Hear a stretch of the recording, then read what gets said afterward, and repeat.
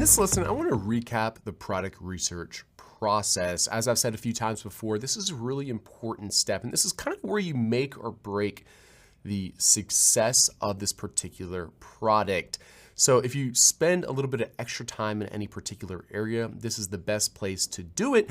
That being said, though, you do want to make sure that you don't get stuck here and that you do end up choosing the product and moving forward. Some people kind of get stuck with analysis paralysis and they're not sure which product to go with, or there's two that are good and they're kind of scared to pull the trigger, and this is where they get stuck. Don't let that happen to you.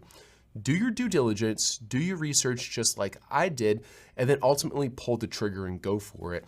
Something you do have to kind of understand up front is, for a lot of people, the first product that they launch on Amazon's not a home run. Actually, I'd say that's quite common.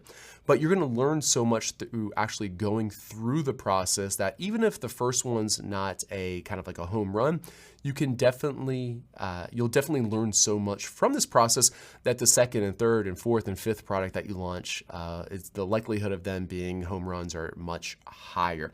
So to recap the process, the first thing that I do is I look for product ideas inside of the product database as well as the opportunity finder.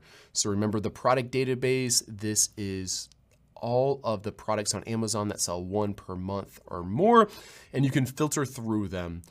We went over some of the different filters, but also if you feel free to use the filter sets if you get a little bit stuck or don't know how to search from there. The other area that I really like looking for product ideas is inside of the opportunity finder. These are like niches or opportunities as a whole.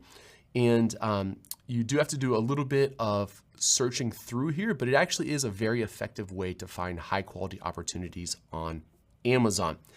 After I've found those, I usually check them out on Amazon to see what they look like on Amazon.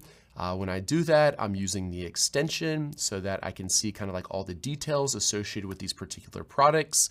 And then once I've decided, okay, this is a good potential idea for me, that's when I put them inside of the product tracker. One product type per category is what I like to do. And that way I can easily look at the overview and compare these different opportunities against each other. This is a great place to store your ideas like we've been speaking about, but then Jungle Scout actually keeps an eye on the sales of all these particular products on a daily basis. So I can come in here every day and I can see how it's been selling for the past few weeks or past couple months. So that's a really powerful thing. I think I forgot to show you this, but you can also see how much inventory is in stock for these different sellers, which is a pretty cool way to spy on each of these individual listings. Any notes that I want to have associated with these products, I encourage you to put those directly inside of Jungle Scout right here in the notes section.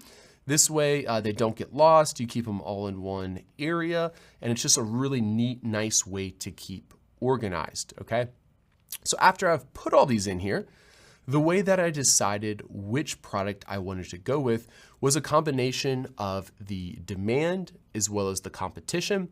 To gauge competition, I was looking at the number of reviews, the average star rating of the reviews, as well as the listing quality score, or LQS. From there, I chose my favorite products. And then out of that group, I decided which ones I felt like I could get easily manufactured or wouldn't have very many headaches associated with them.